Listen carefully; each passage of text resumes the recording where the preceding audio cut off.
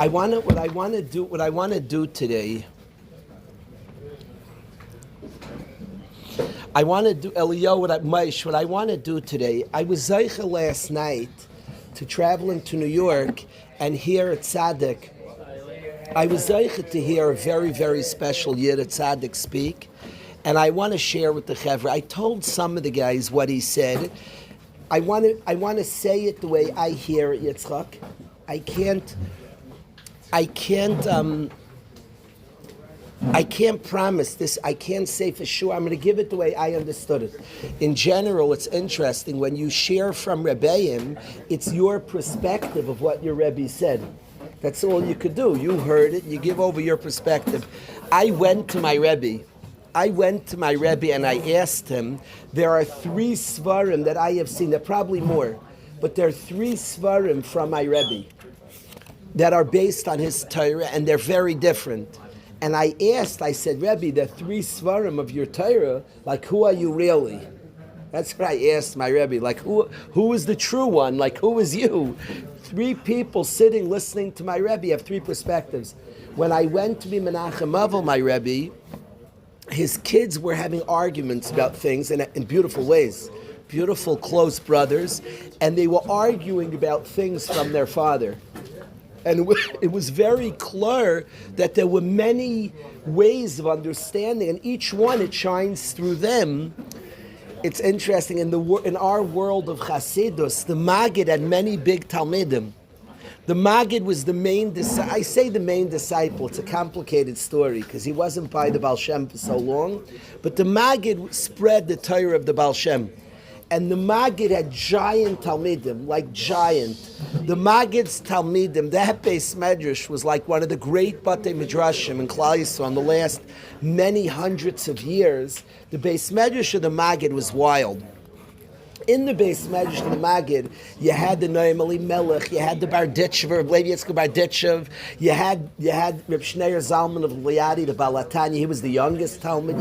You had a lot of Talmidim, like big lights, were in the Beis Medrash of the Maggid, and each one had their own nusach, their own way. The Chayz of Lublin, they were big Talmidim there, and each one had their own way they absorbed from the Greiser Rebbe, and that's a very normal thing. It's a very normal thing, a big person, and there are many aspects of his light, and different Talmidim pick up different things. So I asked my Rebbe, it's so interesting, you have 3 Talmidim writing your Torah, very different, who was you? He told me, my Rebbe says, interesting, he said I changed. So one was this year, one was this one this year. Now whenever somebody changes, by the way, so the Torah was perfect then. The Talmidim heard exactly what they were supposed to hear. So you're like, shucks, I was right. It's not like that at all. That was exactly, everything's from the Rebbeinu Shalom. That was exactly what the Talmud needed to hear. It's like, if you change, Rebbe, did I get the right ears? The answer is right when I was by you. Everything's from Hashem. Hashem sets things up. We hear what we're supposed to hear. So it's interesting, Yankov, he said that it was different years in my life. I don't know why he needed that. And I wanted him to say, I was hoping, but my Rebbe didn't say what I wanted him to say. I thought he would say that different Talmidim reflect the light differently. I thought he would say that. He didn't say that. He said different years. I do want to express, any Rebbe, somebody learns by a Rebbe. I hope he's a growing person. So if you got him at 30, you're not going to hear what you got him at 40. People grow a lot. I want to express, on people growing a lot, Rev Ezi, I want to express something that's very important to me. Maish, I want you to hear this. I was talking to my daughter last night about this going in. People could have a very cynical view of people don't change. My daughter and I were talking. Did you ever see a little kid from 0 to 10? From birth to 10 years old. I have a 10-year-old son. How much change was in that decade? It's crazy. To think about the baby to a 10-year-old, he's intelligent, thinking, say crazy. 10 to 20, how much change? Crazy. from 10 to a 20, oh, crazy. I want to say people are cynical, and cynicism is sheker. I think from 20 to 30 is just as nuts from 0 to 10. I think 30 to 40, 40 to 50.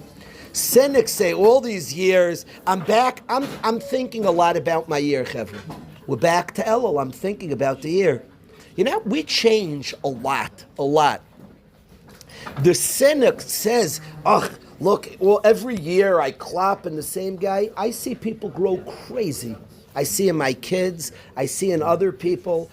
I'm not cynical. Somebody shook the lulav, ate matzah, had a Hanukkah. People change like nuts. I don't want to make it without trying, so why am I trying? You're doing mitzvahs. You're doing mitzvahs b'simcha.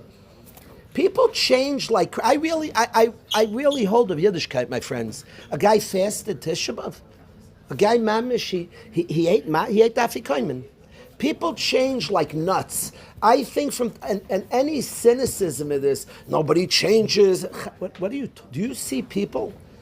The people in my life, I see people in my shul. Look around at our shul, Rebezi, the Chevra. It's crazy. Yeah. It's crazy. Yeah. Crazy. Like mamish crazy in 10 years. I don't like the cynicism. You listen to the shofar for 10 years of shofar. A guy's the same. What world do you look? I think very superficial people tend to say nobody changes. They don't have a pneumius. Yeah, it's different. You have to be more sophisticated to notice sophisticated change. From 0 to 10, even an unsophisticated person could see the change. 20 to a yid blew shayf for 10 years. You know, it's not like he works. If you're a little superficial, you have to like prove to people. So you have to like show something crazy. So the guy has to do something nuts. I actually believe in mitzvahs. I believe in tefillah. A guy said a few prayers over the 10 years. He's the same guy. He was worried about something and spoke to Hashem about a worry. These are huge experiences that are life-changing. So I want to express, there's no cynicism. When my Rebbe describes their 3 svarim, they're all different. He says, I was a different age. Of course, in 10 years, he grew crazy. So the sefer won't be the same. If anybody said over our light, I see friends, Johnny and I, very close friends. 10 years ago to now, it's a different person. There's no, he could see it on me, I could see it on him. It's dvarim pshutim. It's not a... People because mitzvahs mean something. Because we both heard the shofar 10 times. How is it going to be the same? It's not just not emes. So I want to say I don't have a cynicism. People come back. You're going to bang again. Bang again. I had another year. What do you mean? I said the Sham news. I heard the shofar again.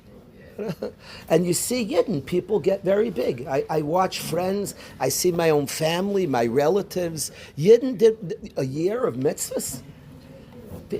I have no cynicism to it, none. And you watch around the room, there's a certain type of like musar people give, okay, and how are you going to do it better this? There's chachma growth, there is. But I really believe in mitzvahs. It's not always what you think this. Now, a guy could say, this is real, that I'm upset, and this is very real. The Baal HaTanya talks about this. We grow like crazy, but certain challenges are still here, and that's actually deeper than the challenge. When you have the challenge, deeper than the challenge, a more sophisticated person, you know the Iker challenge, Yetzirah, is he gets you to believe you've got nowhere. I'm still struggling with this. I've seen this a lot. I'm still struggling with this. I want to say over, this is not what I want to talk about. It's funny, I'm like trying to say a word from a tzaddik that I heard speak last night. This is taking over my mind, so kacha. There's a discussion, Rabbi Yochanan and Reish Lakish and Shas. I find it one of the most fascinating discussions I've ever heard in my life. It's so cool because this is every Yid in the world I ever met has this discussion and this grapple. It's amazing that Rabbi Yochanan and Reish Lakish, this beautiful kesher, the story Chazal teach us is Reish Lakish was a bandit. Reish Lakish was a bandit. Rabbi Yochanan, the great Amayra, from the greatest of the Amayram, Rabbi Yochanan, from the greats of the Amayram, and Rabbi Yochanan was extremely good looking. He was a fabulously good-looking person, and he was bathing he was bathing in the water, and he was a very good-looking person. It's interesting. Good looks is a big sugya. It's a sugya. It's a sugya. Somebody has good looks. A big zach. Chazal don't point out Rabbi Yochanan's good looking. It's a big thing. It's a big thing on a person. The physical expresses something very spiritual. It's a big zach. He's good looking. And Rabbi Yochanan was a good-looking person, expressing an order, a seder of Ruchni, expressing something very deep spiritually. Reish Lakish sees Rabbi Yochanan, thinks he's an Isha, so good-looking, he's swimming, he thinks it's an Isha. He jumps into the water for Taiva, he jumps in the water. It turns out it's Rabbi Yochanan. Rabbi Yochanan says, you're an amazing person. He's blown away by him. So interesting, Reish Lakish is busy chasing Taiva. While he's chasing Taiva, Rabbi Yochanan's amazed by him. Gemara is not like a good kiruv like trick to say. Gemara is emes. Every word is emes. There are no tricks. There are no.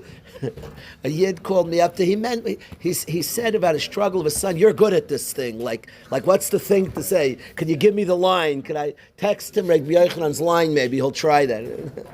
But neshamas are big things. Neshamas are big things. People are big. No lines.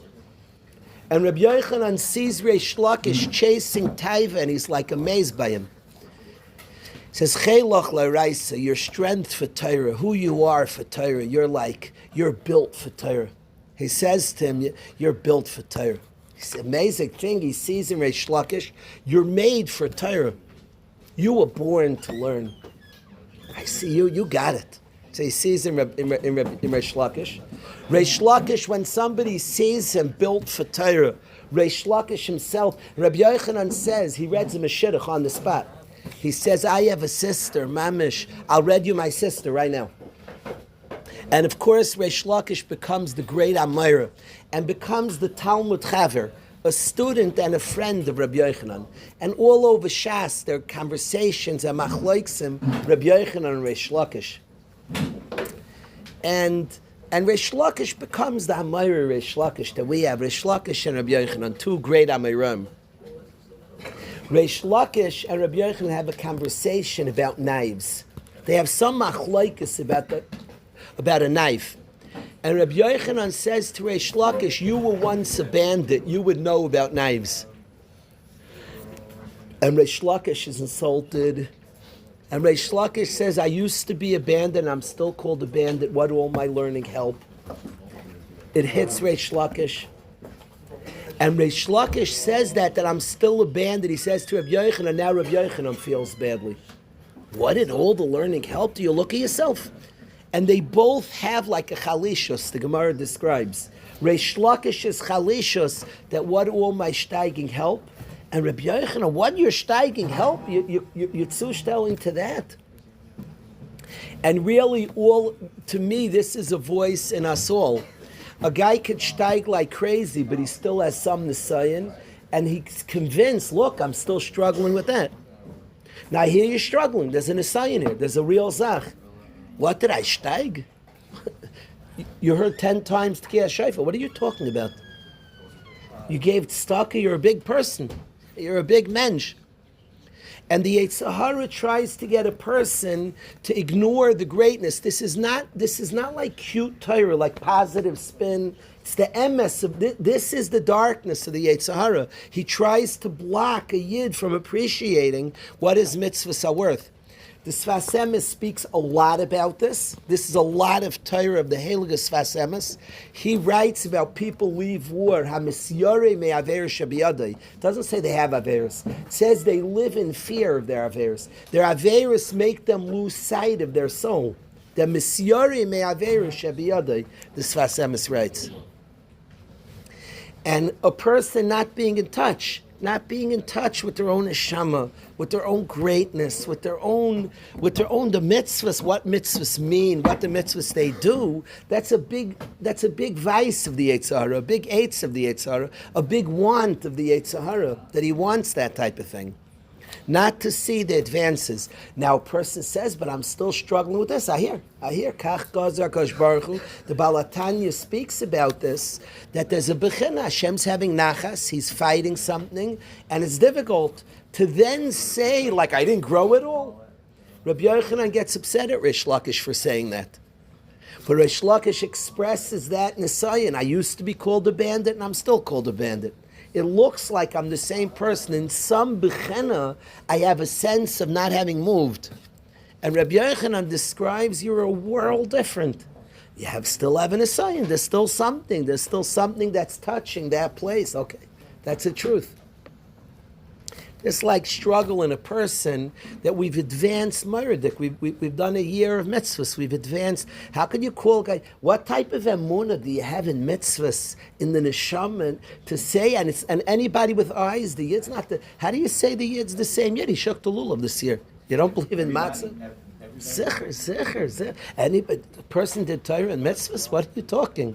The yid did mitzvah. What are you saying? The same person. What are you talking about? You have no him when he sat at a seder. I don't get it. The guy sat at a seder. He kept Shabbos Kodesh. You know, Teretz says maybe you don't have the einayim to say. You don't need such einayim. You had 10 years with Shem Shabbos. You don't understand mitzvahs. Sher kedushanu b'mitzvahs. Mitzvahs give kedusha. Real. Now, if you're expressing that there's a bechena, there's something in the person. Reish Lakish expresses this also. I used to be called and I'm still called. I'm grappling with something. I hear that's a struggle. That's a struggle. So my Rebbe told me that the three svarim that are very different it's different years. I'm a different person. So somebody wrote a sefer, a different kuf. Of course, it's going to look different. That's my Rebbe told me. So all this, I was just expressing that I want to give over a Torah from a tzaddik. I was saying it's this yid was sitting there, and I'm giving the way I understood it.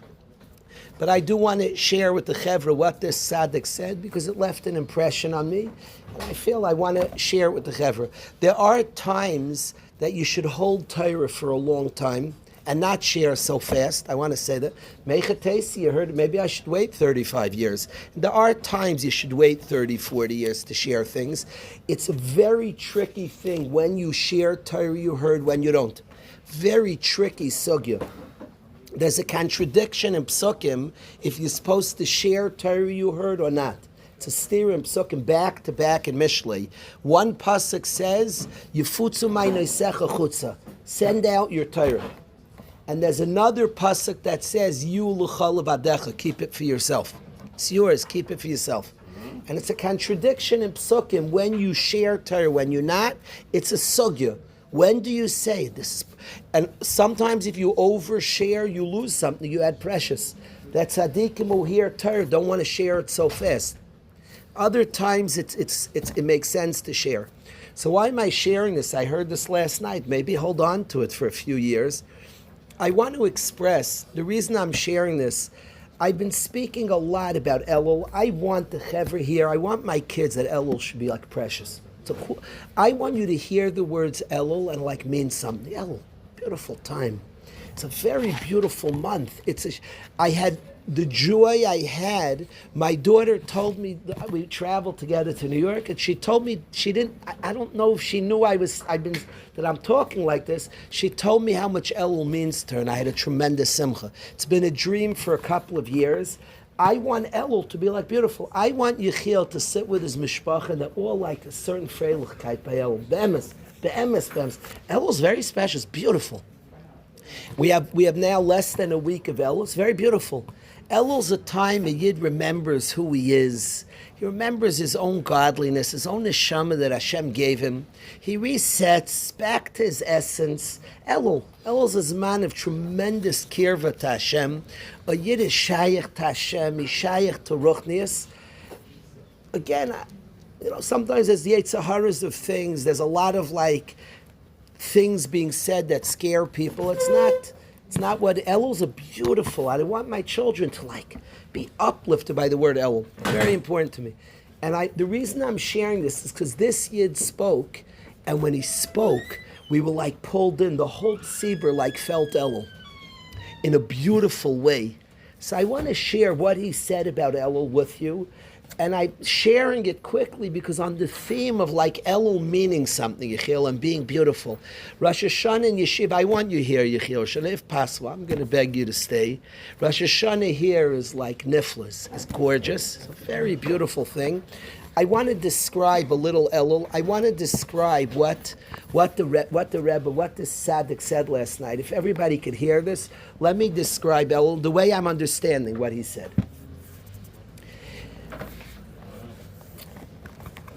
One of the things that Elul stands for, he brought from Svarim, is a story with Rus and with Naomi. I'm going to say over the whole story, Avi. I'm going to say over, I want guys to hear, if you know the story, I'm saying over the whole story anyway. I want to say over the story, it might hit. And one of the things Elul stands for is a line that Rus says to Naomi. Now I'm going to read you the line. And Elul, the word Aleph, Lamed, Vav, Lamed, and I want everybody to hear this. Yechiel, Mechi, I want you to hear this. Elul stands for, when Rus says, I'm going to say over the whole story, Shleima. But Rus says to Nami, she says a line, Vatera ki misametzes hilaleches. Naomi, we're going to talk who Naomi is. Naomi sees that Rus is reluctant to leave. She's misametzes, she made effort, massive effort to go along with Nami. She stopped trying to convince her to leave.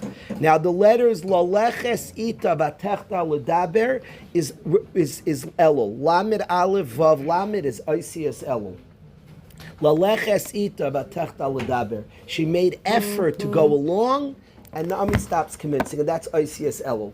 Let me talk about this like this. Yechiel like this. There was a big tzaddik in our people. His name was Elimelech. He was a very, very big tzaddik. He was a unique tzaddik. He was very rich. We've had tzaddikim who were rich and poor. Elimelech was one of the richest Jews in Am Yisrael. Very close to Hashem. Thank you so much. Very close to Hashem. A big tzaddik and very fabulously wealthy, Shlomo. And he was a big supporter of Klal Yisrael, a huge leader of Am Yisrael, a tzaddik and a rich person. He was zeich l'shtei shulchanai, so we call two tables. Not everybody's zeich. We've had tzaddikim and gedolim who were very rich. There have been other tzaddikim who were very wealthy. Elimelech was a rich tzaddik. Klal Yisrael was going through crazy difficult times, and Elimelech made a decision that to the people of Beis Lechem, to his community, was very, very upsetting to the community. Hashem judged him wrong for doing this. Now I want to understand, he was a huge tzaddik. I promise you it's very subtle, his sin. The external thing is he booked out on Klal Yisrael, he left.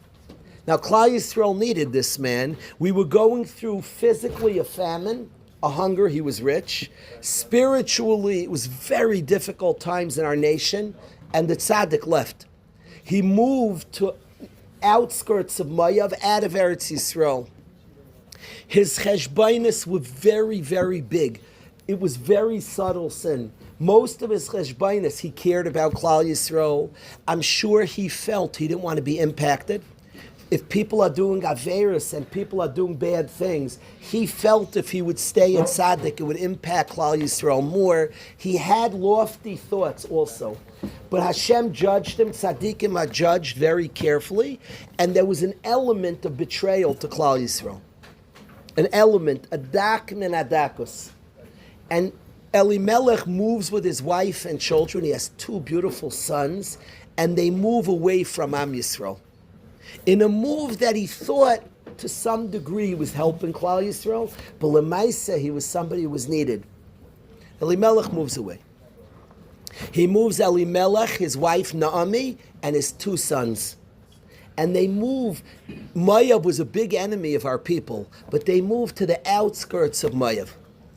His two sons married two girls. You can imagine this family. They were princes in Klal Yisrael, tzaddikim. The two sons were giants, and they married two girls. It's a big discussion in the Rishonim. Pashtus, they both were Megayer. Pashtus, these two girls are Megayer, they become Geyeris, and they're both from very prestigious Gayish families, and they marry his Elimelech's two sons. Lemaisa, Elimelech and his sons were punished by Hashem, and they went iftar. They went iftar. They're in Olam Haba with rewards for all their tzidkus, but they went iftar. They booked out on Klal Yisrael, and they went iftar. And the Ami is now left alone with her two daughter-in-laws. And Naomi decides she's going back to Beis Lechem. Now, if you can picture, she had once been the royalty of the Jewish people. And people saw her as a betrayer. She had booked out. She was coming back remarkably humbled. And the people there were not like, Naomi, hello.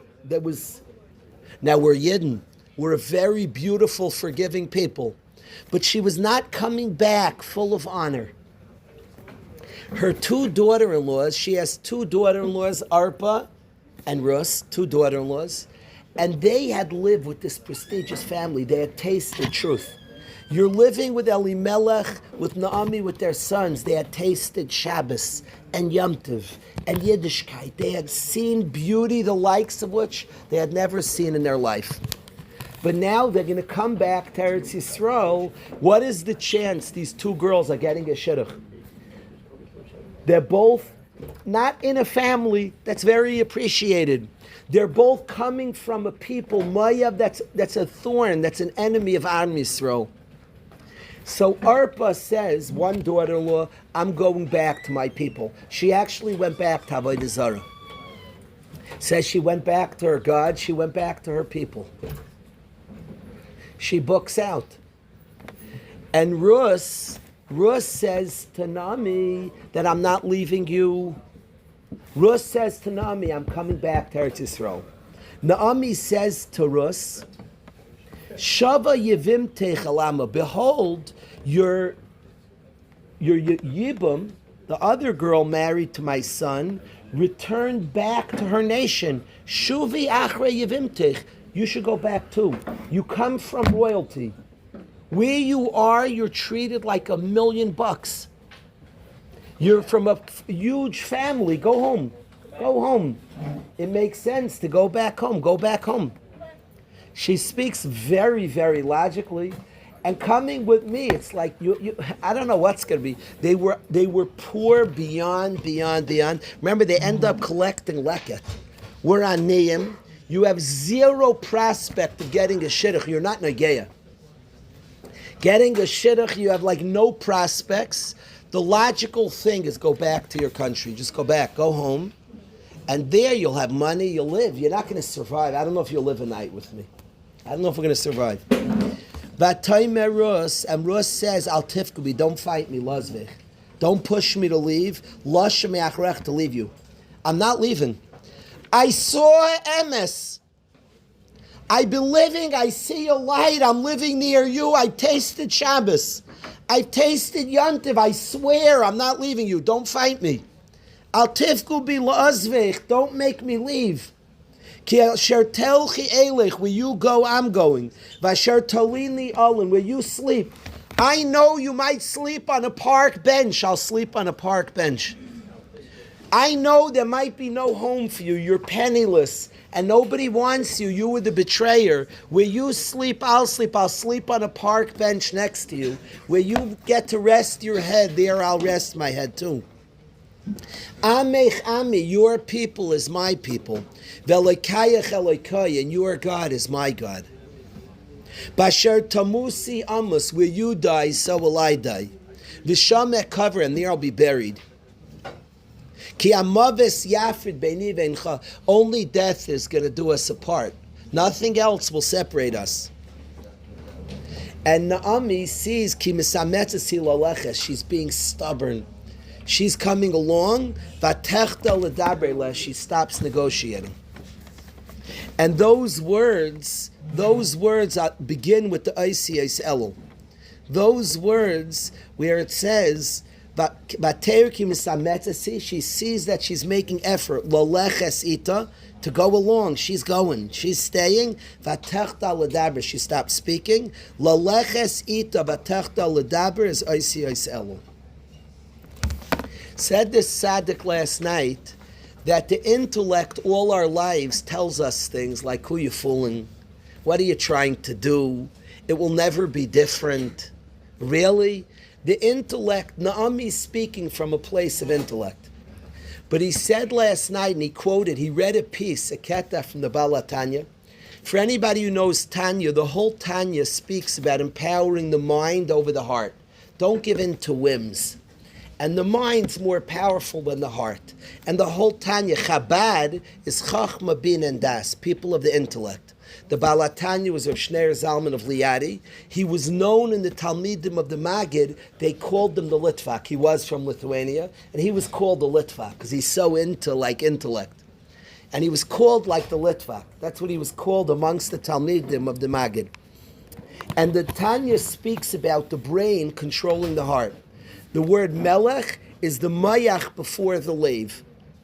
Mayach lave, kaveh, the mayach before the lave. And every person, our heart has whims and desires, and Yechiel, there's a word of the brain being in control. But he read from the Baal HaTanya himself that there are two places of the lave. He called it lave chitzayni and lave pnimi. He said lave chitzayni, the brain is supposed to rule over whims. Guy wants this, make sure your brain's in charge. Your brain's... He said, though, there's a lave pnimi that's higher than the mayach. It's called the neshama, if you want. It's actually, we say in Elul, L'cha amar libi, representing Hashem, my heart says, Bakshu panai. There's a deep place in the lave that's stronger than here. The place in the lave exists in every yid, where a yid says, I want Hashem. Think about Rus. Naomi is a voice of reason. Naomi is a normal voice of reason. Rus, go back. You have no future here. It doesn't make sense. It makes no sense for you to go. And Rus says, Naomi, all the logic in the world, I've tasted something. I know something. That's the Leiv Pnimi. I know something. I know something. I once told the guys, a bacher came to visit me. I want to broadcast what was happening. David, I want you to hear this, Dave. A guy once came to visit me in Sulam, a Waterbury guy. He's been through a lot in his life. And he told me he's a very artistic guy. And he told me there was a whole weekend for artists that was a dream of his for a long time to go. And every logic is he should have gone to that. By logic, it made sense to go. He wanted it. It's his dream. It's what he was looking for. It's everything he dreamed of. And he pointed to me. He said, I'll never, you talk about hand motions, as much as I'll never forget the Skalena going like this, I don't think till I'm 120, I'll forget. The guy said to me, he came to Sulam, and he didn't go to that place for Shabbos. He had a place that was not a good place for a yid to be. But by all logic, he should have gone there for Shabbos.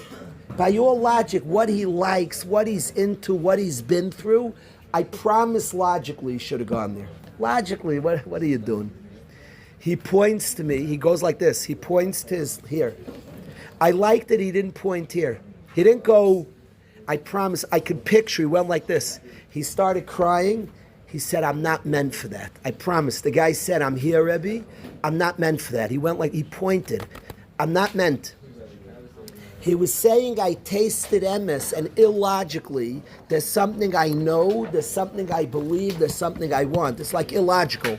It's the heart of a yid, it's the soul of a yid, it's the neshama of a yid. It's deep, deep in a yid. It's not a svara. It's not like, well, if you go with svaras, the guy might have many reasons. He's been through a lot. Logically, I can hear him rebelling. He's been hurt. What do you want from me? Logically, you couldn't argue with him. But he said, I'm not built for this. He said what Rus said. Rus says to Naomi, you're telling me go back. You have no future. You have no shidduch. You're saying good things logically. Your mamish saying, I hear. And I have every excuse, right, reason, true. True. I'll meet a young guy in yeshiva who will describe his life by words of logic, like he's angry. Is this what gives? What is it? He's like running after Hashem, and the answer is l'cha mar libi, deeper than the mind, much deeper. There's a neshama in a person, and the Chabad who's so into mayach over leiv describes that there's a deep place in neshama pnimi. He calls it a leiv pnimi. An inner heart that's deeper than the mayach. And the leiv pnimi of the person says, the deep space says, I'm born for something big. Rus says, I've tasted something, I'm aware of something. I've seen in all the logic in the world, and when a person taps in that stage, the logic stops trying to convince otherwise. I know something. I've experienced something. There's something I want. There's something I'm interested in. I want to say this. And I'm not here. You guys are all in Waterbury. I have seen guys get to Waterbury and like this one said, you can't, you won't. People gave logical reasons. And what often works is a guy points to his lave. It says in a deep way, I know. The parents say, what are you talking? What are you saying? What? And a guy says, it's a deep place in the neshama. I know I need something. I want something. I know it's possible to really experience something. How many people sitting in places where they feel disconnected to prayer, to Torah, and inside illogically knows that I really could be connected to Torah. Now, I'm not blaming any person, and a person sitting in years of lectures, a guy says, I just can't connect to Torah. But there's and logically, he may have a logical thing. I've sat for years, this class, but the neshama knows something. I'm shaykh to Torah. And I won't quit trying to actually connect and learn in a way that it means something to me. That I would die, I'd give up my life for this. That's a deep space in the lave that knows there's emes out there. This is mamish, the time of Elul, to plug into the deep space, to try to get in touch with that deep space in us that knows it's not cute, I'm really in a neshama. I really have a big light to shine. I really want big things, and I'm shaykh to big things. A lot of Rosh Hashanah, Yom Kippur, and Aseres Yemei Tshuva is people plugging into a deep space that I was built for special things. And there's a part of me, against all odds, that's aware of that. That was this tzaddik, the Elul, he was talking about the very word Elul. This Nikud of Rus, who tasted something true, who felt something true, and because of that experience says all the logic of the world. All the svaras, okay, move weiter. I went to a rehab in Florida, and I was zeicher to meet with 50 Yidden who've been through a lot. And one of the Yidden, they were all saying over their story. And one of the Yidden described what he went through. Harrowing life. And he described by all logic, by all svara, he should quit. By all svara, he should just go, just party, just get, what? It doesn't make sense that I still try. And he was right. And he said, there's a deep space in me, I can't quit it, I can't. He was talking about his neshama, L'cha Amar Libi.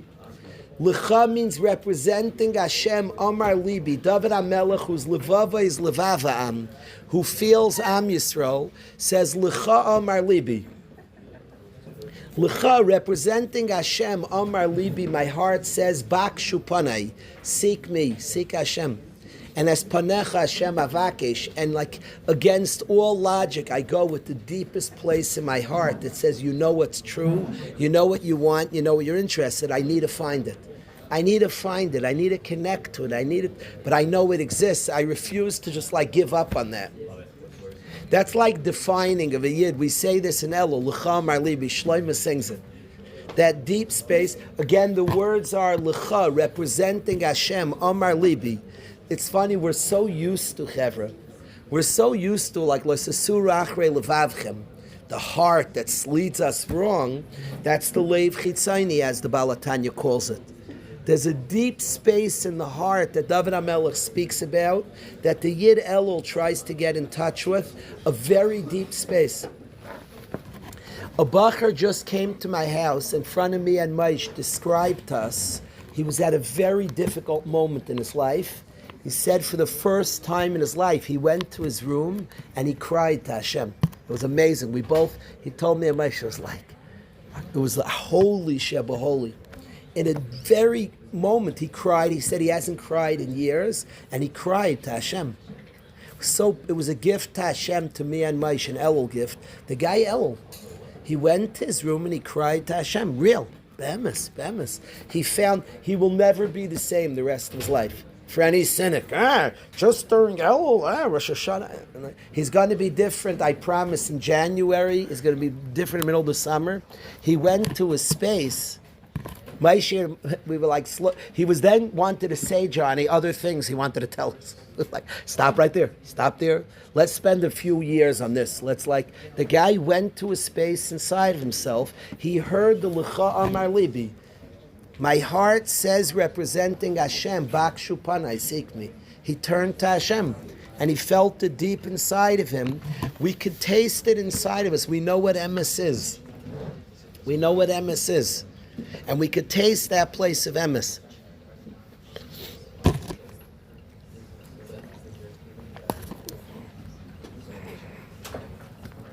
If I had to a little, Yechiel, describe what we're trying to do and what we're trying to be in Waterbury, we've taken away a lot of pressures and fights. I beg parents, instead of battling our kids, stop the fight a little bit, step back. How cool is it if our kids see something and that kids in Waterbury ask their dad, could I learn Torah with you? And he wants to learn Torah with his tata. Can I learn with you? Can we learn a little bit? If you take away a lot of battles and struggles, people actually can have a little bit of air and space to hear what their insides are saying. What's going to be? You're giving space. You're not fighting. You're not protecting. You're not battling. You're not... What's going to be is actually going to be a little bit of calm that he can hear a voice inside of him. L'cha Amar Libi. You know what the heart of every Yid deeply says? Bakshu Panai, seek Hashem. Deeply, deeply, deeply. If you actually give it a little space to feel and hear, if you tell a guy don't trust yourself, and everything is built, you're not trustable, you're a danger, you're an animal, you're, what's going to be? Then there's no patience and time and space to hear what my inside. I like that people have space. And maybe it will take a week, a month, a year, or 10. And the person will hear what his inside saying. You know what my inside says? The same thing your inside says. L'cha Amar Libi. Representing Hashem, my lave says, Bakshu Panai, seek Hashem. You know, we do then as Panecha Hashem Avakish, we seek Hashem. When we hear that voice, all the voices of reason stop talking then. Everything else, not batechta ledaber.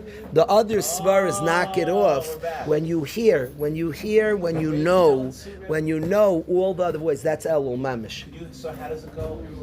Batechta Naomi is a voice of reason to us. That's her task. That's her task. Okay, sorry. We're back home. We made it back. So what does it say? It says that when Naomi says when Rus says to Naomi, Nami's trying to convince Rus logically it's time to go back. When Rus expresses that I've tasted something, I felt something, I've experienced something, no logic's gonna. I know something. So that she stops speaking. Yeah, she stops speaking. All the wisdom stops because she's experienced. She knows something. She knows. I know something. I feel something. There's something I experience. You're not going to handle. You're not going to talk. And a lot of our own nisyonis get beaten when we enter that space. So I know something. I've tasted something. I felt something. There's a truth I know about. That's like the leiv pnimi of a person that I'm very, very into. The leiv pnimi of a person. He'd zustellt. I don't know if he'd zustellt in Shidduchim. This tzaddik said that a girl comes to him, that she's going out with a guy, and all the boxes checked. But she says, I just don't feel it. And she says, I know all the shmuzim. Okay, he said, I know all the shmuzim. He said, I can give it as good as anybody. He said, what she's really saying is, my inner says I'm capable. This is not my husband. He said, it's a leiv pnimi. She's feeling, says, not my husband. And he said, don't give in, it's not your husband. People tell you, what are you doing? And just make it work. But she's saying something. There's a leiv pnimi. He said she's hitting something that's stronger than the mind. It's a leiv pnimi. I'm very into the leiv pnimi. I'm into this. I call it God in yeshiva. I call it God as just a cute way of saying neshama. I think there are things that we know and sense and connect to. It's a chiddush. We really have a neshama, and we know some stuff. The neshama knows Hashem, knows that we have shaychus to Hashem, knows that we have a beautiful light, and will never let go of that.